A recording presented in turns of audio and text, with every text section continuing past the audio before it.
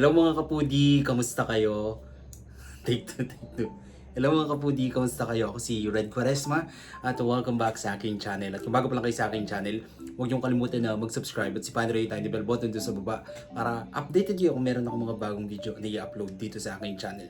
You know? At para sa video ito, magti-taste test tayo guys ng mga unfamiliar na chichirya na nabibili ngayon sa supermarket. Kaya tara, tikman na natin. So, apat na chichirya lang yung nakita ko doon na kakaiba at bago sa paningin ko. So, ito yung Mr. Squid Salt and Vinegar Pusit. Yan yung packaging niya. Next is si Japanese Sweet Corn. Yan. Tapos si Cheese Pops Extra Cheese Flavor.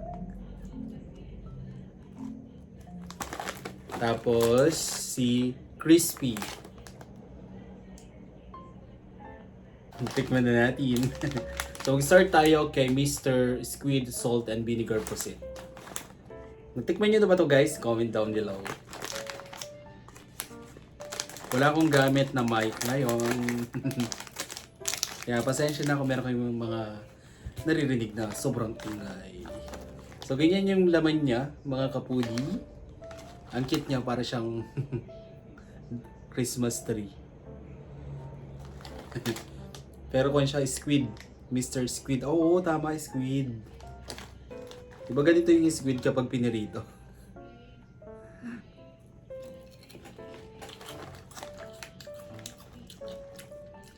Maasim siya. Siyempre, vinegar pusit. Kalasa na talaga yung kwan. Yung vinegar pusit, natandaan nyo ba yun? Yung vinegar pusit na kwan. Yung medyo nakabubble yung kanya. Yung pinakaganito niya. Tawag dito. Pinakalaman niya.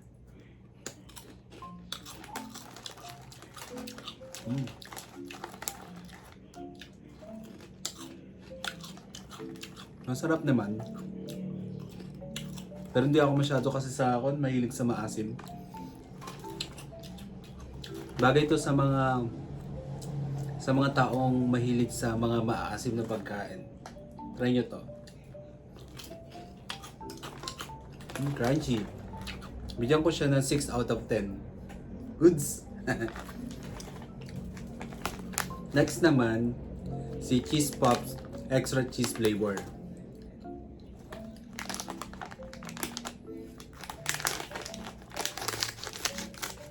Familiar ba sa inyo to guys?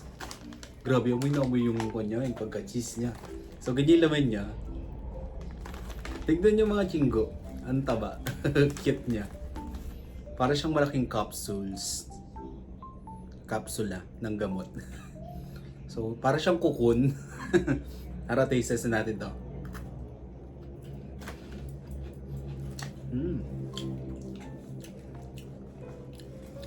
Kalasa niya yung cheese curls. Ang sarap niya.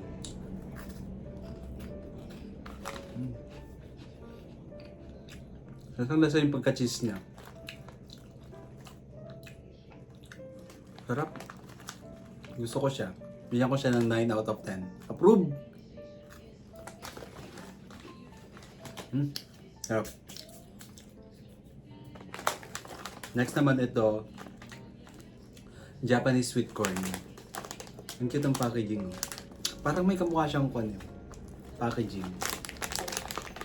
Hindi ko lang maalala kung ano yan. Ang bango, amoy sweet corn. Meron nga siyang ka-amoy. Yung chichirya nating mga batang 90s. Ang tawag, sweet corn yung pangalan niya. Sweet corn din, di ba? Tama ba? Comment down below. So, ganito yung laman niya. Same na same din dun sa kinakain natin nung bata tayo. Yung nabibili natin tig piso. Tama?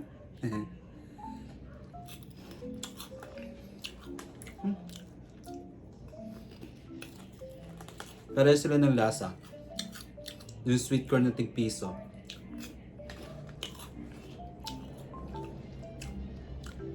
Okay sa akin to. 7 out of 10. Approve! Mas gusto ko to. So far, ito. Last, si Crispy. Para siyang, alam niyo yung kulay green na Snacko, ganun ba yun? Para siyang inspired sa Snacko. Kasi inspired sa sweet corn natin. OG. Yung original sweet corn na nabibili natin nung mga bata pa tayo na tig-piso lang. Alam ko meron ding malaki nito, di ba? Yung OG na ganito, sweet corn. Meron pa ba? Oo, para siyang Snacko. Ganyan siya. Pero mas makinis to. Yung Snacko kasi medyo nakukuha siya ang tag dito, nalulugas. Diba? Parang may maraming flavor na nakakapit. Ito, makinis.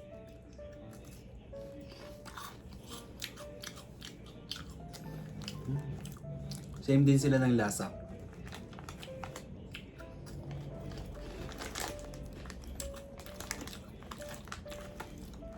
Same nga sila ng lasa. Pero masarap siya. Flavorful yung kanyang lasa. Lasang-lasa yung pagka-green peas niya. Gusto ko siya. Sarap. Crispy. Tingnan nyo, cute niya.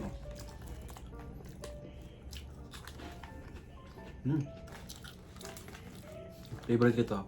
9 out of 10. Prove! So far, ito yung gusto ko. Itong dalawa na to. Sarap.